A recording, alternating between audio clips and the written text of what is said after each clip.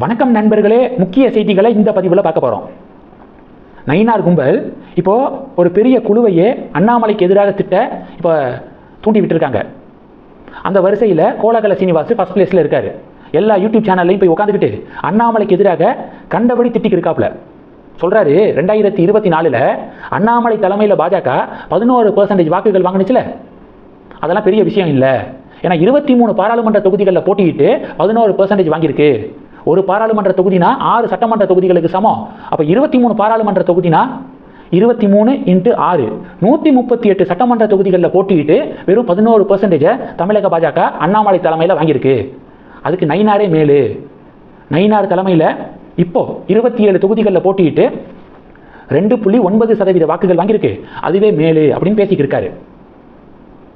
அண்ணாமலை படைத்த சாதனையை தமிழக பாஜகவில் எந்த தலைவர்களும் படைக்கலை. டபுள் டிஜிட்டில் ஓட் ஷேரெல்லாம் கனவுல கூட தமிழக பாஜக நினச்சிருக்க மாட்டாங்க இருந்த தலைவர்கள். அதை அண்ணாமலை தான் சாதிச்சு காமிச்சாரு. ஆனால் அதை மட்டம் தட்டுற மாதிரி நயினார் கும்பல் இப்போது தூண்டி விட்டு பேச வச்சுக்கிருக்காங்க. இது கோலகல சீனிவாஸ். இப்படி பேசி பேசி தான் அதிமுக கதையே முடித்தாங்க. எடப்பாடி கிட்ட நம்ம ஸ்ட்ராங்காக இருக்கோம், நம்ம தான் ஜெயிக்க போகிறோம் அப்படின்னு இப்படி பில்டப் கொடுத்து இபிஎஸ்ஸை முடிச்சு விட்டாங்க. அதிமுகவை முடிச்சுட்டாங்க. இப்போ பார்த்தீங்கன்னா அண்ணாமலைக்கு எதிராக வாந்தி எடுக்க ஆரம்பிச்சிருக்காங்க. அடுத்து டெல்லி ராஜகோபாலன்.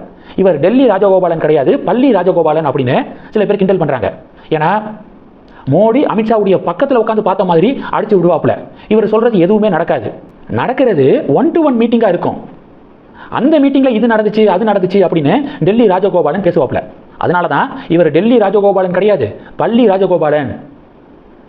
நடக்கிற 1-to-1 மீட்டிங்லேயே இதுதான் நடந்துச்சு அப்படின்னு என்னமோ அங்கே இருந்து பார்த்த மாதிரில பேசுகிறாப்புல. அங்கே இருக்கக்கூடிய பள்ளிக்கு மட்டும்தான் என்ன நடந்துச்சு அப்படிங்கிறது தெரியும், அந்த 2 பேரை தாண்டி. அப்போது இவர் தான் பள்ளி ராஜகோபாலன் அப்படின்னு நிறைய பேர் கிண்டல் பண்ணுறாங்க.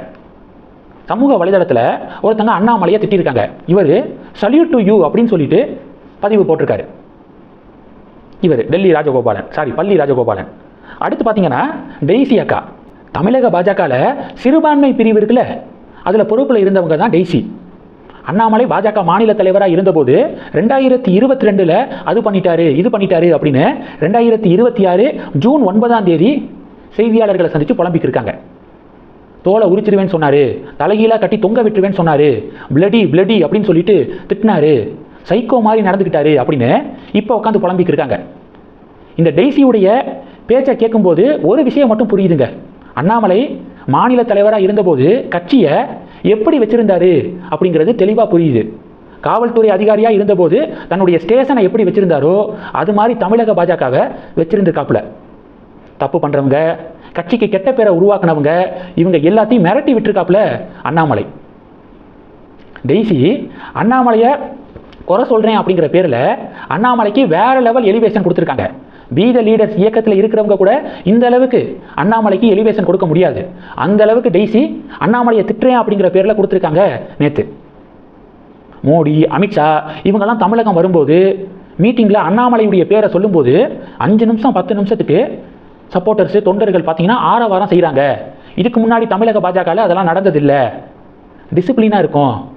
ஆனால் அண்ணாமலை வந்ததுக்கப்புறம் தான் இது மாதிரி நடக்குது அப்படின்னு குறை சொல்கிறேன் அப்படிங்கிற பேரில் அண்ணாமலைக்கு செம பில்டப் கொடுத்துருக்காங்க. சூப்பருக்கா, இன்னும் இது மாதிரி நிறையா பில்டப் கொடுங்க, எங்களுக்கு அதுதான் தேவை அப்படின்னு வி த லீடர்ஸ் தொண்டர்கள் நக்கல் பண்ணுறாங்க. இதையும் நம்ம பார்க்குறோம். அடுத்து கேடி ராகவன். இந்தியாவில் 30 லட்சம் என்ஜிஓக்கள் செயல்பட்டு வருதான். தமிழகத்தில் 15,000 என்ஜிஓக்கள் செயல்பாட்டில் இருக்குது. ஒரு தகவலுக்காக சொல்கிறேன் அப்படின்னு கேடி ராகவன் பதிவு போட்டிருக்காரு. என்ன சொல்ல வராரு? அண்ணாமலை தொடங்கி இருக்கக்கூடிய இயக்கம் அந்த 30 லட்சத்தில் 1, இந்த 15,000ல் 1 அப்படின்னு சொல்ல வராப்புல. அண்ணாமலை மாநில தலைவராக இருந்த வரைக்கும் கேடி ராகவனுக்கு எந்த முக்கியத்துவமும் கட்சியில் வழங்கப்படலை, வழங்கக்கூடாது அப்படின்னு அண்ணாமலை உறுதியாக இருந்தார். ஏன்னா கேடி ராகவனுடைய வீடியோ வெளிவந்துச்சுல, அதிலிருந்து அண்ணாமலை மாநில தலைவர் பொறுப்பிலிருந்து விலகி நயினார் வந்து உட்காந்தாப்புல.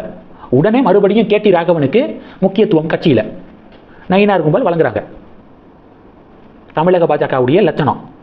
இதில் எல்லாம் கடுப்பாக்கி தான் இப்போ பிஜேபியிலிருந்து விலகி அண்ணாமலை பக்கம் பலர் சேர்ந்துக்கு இருக்காங்க.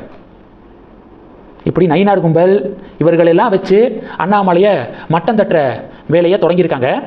இதுக்கு வி த லீடர்ஸ் இயக்கத்தில் இருக்கிறவங்க பதிலடி கொடுக்குறாங்க. வி த லீடர்ஸுக்கு வேலைகள் நிறையா இனிமே தான் இருக்குது. ஆளுங்கட்சியோட அண்ணாமலை போட்டி போடணும். அதுதான் அண்ணாமலையுடைய கெப்பாசிட்டி. அவர் ஆளுங்கட்சி சிஎம் விஜய்க்கு போட்டி. அவர் 2031 சரியாக தன்னுடைய இயக்கத்தையும் கட்சியையும் கொண்டு போனார்னா 2031 அவர் சிஎம். அதனால் வேலைகள் வி த லீடர்ஸ் இயக்கத்துக்கு அதிகம் இருக்குது. அந்த இயக்கத்தில் இருக்கிறவங்க நைனார் கும்பலோட சரிக்கு சமமாக சண்டை போட்டு டயத்தை வேஸ்ட் பண்ணாதீங்க. முன்னாடியே 3% கீழே தான் தமிழக பாஜகவுக்கு ஓட் பேங்க் இருந்துச்சு. இப்போ அண்ணாமலை தனி கட்சி தொடங்கினதுக்கப்புறம் 1% கீழே ஓட் பேங்கு ட்ராப் ஆகிருக்கு. அவங்களோட சண்டை போட்டு டயத்தை வேஸ்ட் பண்ணாமல் டிவிகேவோட உங்களுடைய மோதலை ஸ்டார்ட் பண்ணுங்க அப்படின்னு சொல்லிட்டு இந்த வீடியோவை முடிக்கிறேன். தொடர்ந்து கணக்கில் இருங்க. அடுத்தடுத்து நிறையா பதிவுகளை பார்க்க போகிறோம். நன்றி. ஜெய் ஹிந்த்.